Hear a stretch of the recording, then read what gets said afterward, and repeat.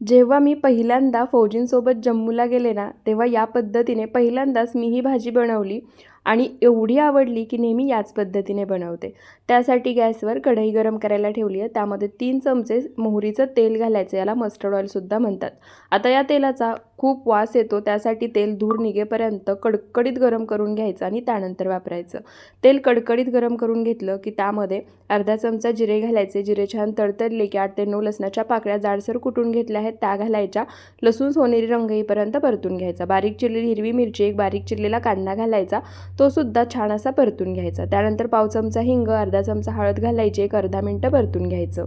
चवीनुसार मीठ घालायचं, पुन्हा एक अर्धा मिनिटं परतून घ्यायचं. त्यानंतर अर्धा किलो भेंडी स्वच्छ धुवून चाळणीमध्ये नितळत ठेवली होती, पूर्ण सुकल्यानंतर चिरून घेतली आहे. ती भेंडी घालायची, मिक्स करून घ्यायची. त्यानंतर कढईवर झाकण ठेवायचं, झाकणावर पाणी घालायचं आणि वाफेवरतीच ही भेंडी आपल्याला शिजवून घ्यायची आहे. भेंडीमध्ये अजिबात पाण्याचा शिपकासुद्धा मारायचा नाही.